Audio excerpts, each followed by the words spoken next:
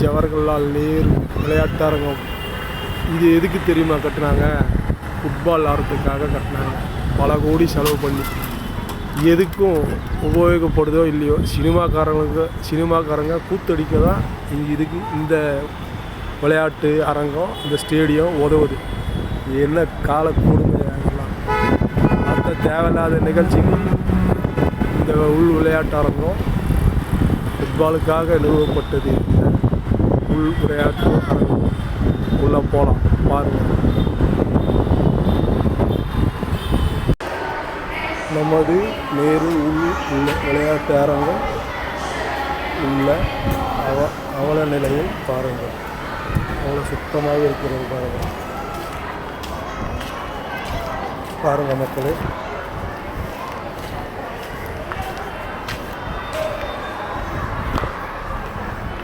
நாய் தேனி வச்சுருக்காங்க.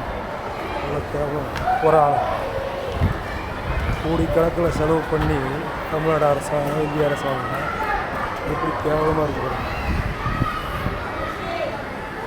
கோடிக்கணக்கில் செலவு பண்ணி யார் வீட்டு பணம் இது?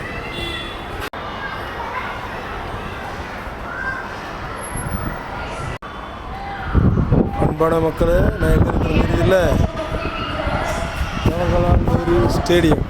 ஜவஹர்லால் நேரு ஸ்டேடியம் எவ்வளோ செலவு பண்ணி, கோடிக்கணக்காக செலவு பண்ணி விரிச்சோடி கலந்து பாருங்கள். இந்த சின்ன பசங்க விளையாடுறதுக்காக இந்த ஸ்டேடியமாக உருவாக்கப்பட்டது. இதை பாருங்கள், வெளியே உட்காந்துருக்காங்க பாருங்கள். கால் பண்ணி உருவாக்கம் கீழே பாருங்கள். உருவாக்குங்க. தமிழ்நாட்டு அரசுலையும் கேட்குறேன், இந்திய அரசுலையும் கேட்குறேன். கால் பண்ணி தயவு செய்து உருவாக்குங்க. இவ்வளோ கோடிக்கணக்கில் செலவு பண்ணி இந்த மாதிரி இத்தனை வருஷத்துக்கு என்னாச்சு? ஒருத்தன் ஒரு வீடு கட்டுறதுக்கு இல்லை ஒரு விவசாயி லோன் வாங்கினா, அவன் சரியாக அந்த லோனை கட்டலானா அவனை என்ன பாடுபடுத்துகிறாங்க? அரசாங்கமும் சரி, தனியாரும் சரி, ஒரு பேங்க் இப்படியெல்லாம் கேவலமாக நடத்துகிறாங்க. ஒரு நிதித்துறையாகட்டும், பொதுத்துறையாகட்டும், எந்த துறையாகட்டும், இப்படியாங்க இவ்வளோ பெரிய ஸ்டேடியத்தை மெயினாக போட்டு வச்சுருந்தா என்ன நியாயம்? எவ்வளோ கேவலமாக இருக்குது பாருங்கள். வெறிச்சோடி இருக்குது பாருங்கள். பல கோடி ரூபாய் செலவு பண்ணேன். வயிறெல்லாம் எரியுதுங்க அதுக்கே பார்த்தேன்.